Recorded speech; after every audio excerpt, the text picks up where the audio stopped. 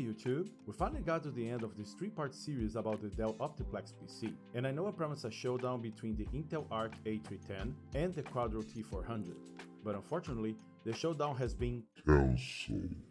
No! God, please, no! No! No!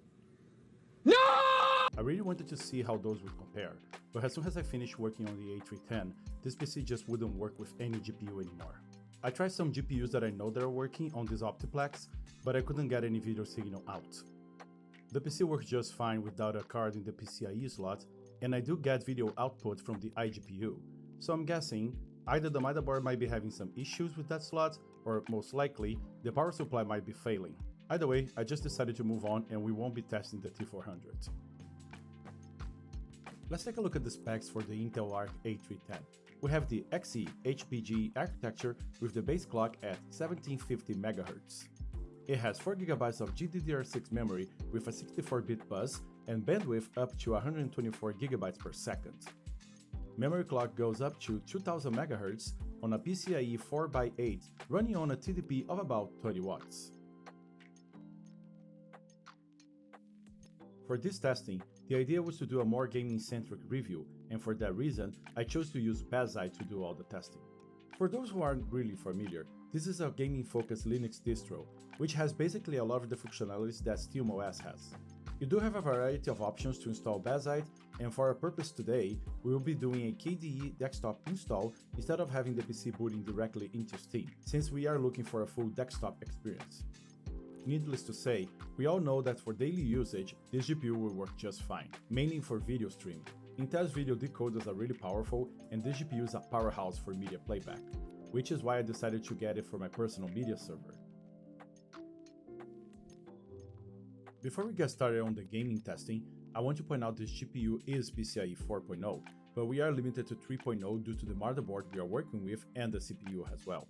With that caveat in mind, let's start playing. Needless to say that 2D and indie games will perform just fine. It is more than capable of handling those titles with ease at 1080p. To get started, I would like to bring up our old faithful Bioshock Infinite here. I was really sure the GPU would work great on this game at 1080p very high settings, but unfortunately it would not hit a stable 60 FPS. Only when I dropped to 900p that I got it to average above 100, which tells me that we might have some issues with the drivers on Bioshock. Well, let's put that to the test, shall we? Shadow of the Tomb Raider 900p medium settings, that stayed above a 30 FPS average, which played fine, but I had to drop to low settings to get an FPS between 45 to 50. I do believe the PCIe slot limited to 3.0 is playing a role here, but it should be performing way better than it is right now. Injustice 2 performed much better at 1080p medium, but not quite hitting that stable FPS that we want. Even going to low settings didn't make much of a difference, and only by dropping the resolution to 900p that we got our stable 60. I kept the low settings here at 900p, but I'm pretty sure that a mix of mid and high settings would be just fine. GTA 5 Legacy didn't perform great at first when we tried 1080p at high settings, so I just put everything down to normal and see if that did the trick. Fortunately, it did, and the game ran just fine, keeping it above the 70 FPS mark. Just a couple of instances where it dipped to the high 50s, but nothing too bad. I wouldn't notice if it wasn't for the FPS counter on the top. Now, let's get to something more interesting. As usual, I tried playing Doom Eternal here, and I just couldn't get it running. I tried updating Bioshock, switching between different Proton versions, try reinstalling the game, bypass the launcher, and even lowering the desktop resolution to 720p to see if that would kickstart the game. Nothing worked, unfortunately. The game would just freeze on its opening video and it would become unresponsive. Similar issue with God of War, where it would just freeze trying to start the game. We all know the Alchemist series has its issues, so I decided to do another test. Bioshock uses the same drivers for both AMD and Intel GPUs, so I took out our old friend, the R5 340X, and plugged it into the PC to see if at least Doom would run. Lo and behold, it does. We are running at 720p here, and the performance is of course very bad, and we saw that on our past review, but it is working, and that tells me that the current Bioshock version for Intel ARC GPUs has driver issues that will prevent some games that should work fine from even running.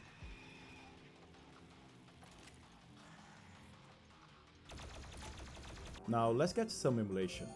The GPU goes a long way when it comes to upscaling, so if you wanna play some Nintendo 64, Dreamcast, PlayStation or Sega Saturn, those are gonna run just fine at 4K. Now moving on with PPSSPP, we get the same result with both Tekken 5 and God of War upscaled to 4K. You can rest assured any game on this emulator will run at this resolution with anti-aliasing on, no problem at all. It will only depend on the game's compatibility with the emulator.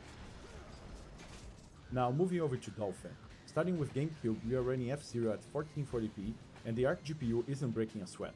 No stutters I could notice, just played through the stage, and I dare to say, pretty much any GameCube title will be playable at this resolution. Now with the Nintendo Wii, I also went for 1440p and it ran pretty great. Some games will likely be able to run at 4K, but I would say this resolution already looks amazing for these titles. If you do encounter any slowdowns on heavier games, just drop the resolution to 1080p. Now moving over to PlayStation 2, God of War 2 wasn't playing at full speed at 4K, so I dropped it down to 1440p, which ran buttery smooth and looked awesome. That gave me a lot of confidence that something heavier could go to that resolution, so I just went for one of the best games ever made, Shadow of the Colossus. Unfortunately, I had constant slowdowns at 1440p and decided to drop it down to 1080. Worth noting here that you should be using OpenGL to play this one. Vulkan just had horrible performance. Now, one thing I can say for sure is that the T400 would have done as well as the A310 with creative work, but likely would have been a better choice for gaming, even though it's a workstation GPU. Even with the issues that the Optiplex Series has, I can say with some confidence that the A310 is a decent graphics card, especially for someone looking to tinker with it, and for some very select situations where it truly shines, but games aren't one of them. If you really want a small form factor PC like this to be able to run most games at 1080p, something like the RX 6400 would be a much better solution, although it is an expensive card even on the second-hand market.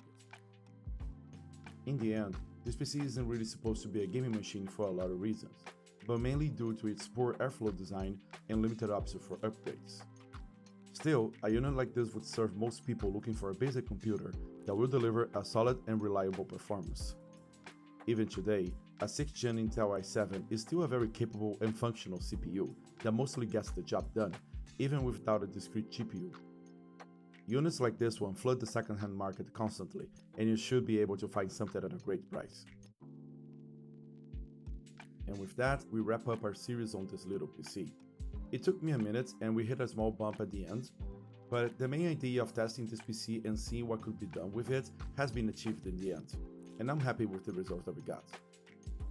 I hope you all enjoyed this video. Please make sure you like and subscribe, and leave a comment below with your thoughts. Those go a long way in showing YouTube that this is the kind of content that you're looking for. Thank you very much for watching, and I'll see you all in the next video. Cheers!